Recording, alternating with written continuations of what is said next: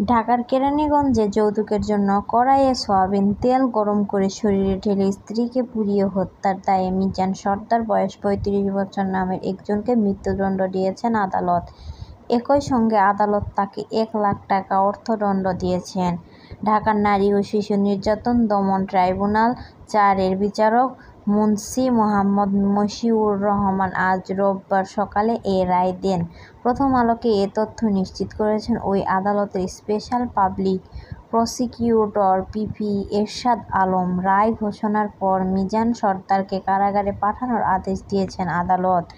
মামলার নথিপত্র থেকে জানা যায়, মিজান সর্দার তার স্ত্রী সন্তানকে নিয়ে কেরানীগঞ্জের কদমতলীতে একটি বাসায় ভাড়া থাকতেন।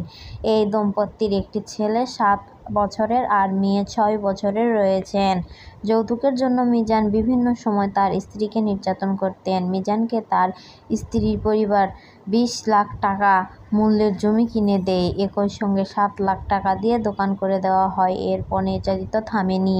আরও যৌতুকের জন্য স্ত্রীকে চাপ দিতে থাকেন মিজান। আর্থিক অনটন থাকায় স্ত্রীর পরিবার মিজানকে আর কোনো যৌতুক দেবে না বলে জানিয়ে দেন।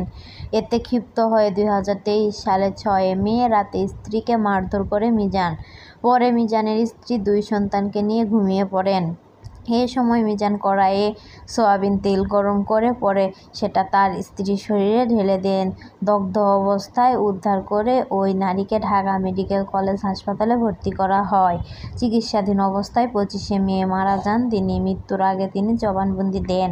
এ ঘটনায় নিহত নারীর বাবা বাদী হয়ে দক্ষিণ কেরানীগঞ্জ থানায় মিজান সর্দারের বিরুদ্ধে নারী ও শিশু নির্যাতন দমন আইন মামলা করেন।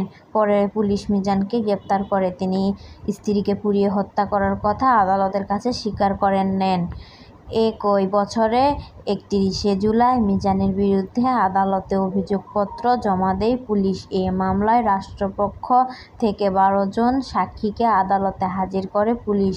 আজ মিজানকে মৃত্যুদণ্ডের রায় দিলেন আদালত।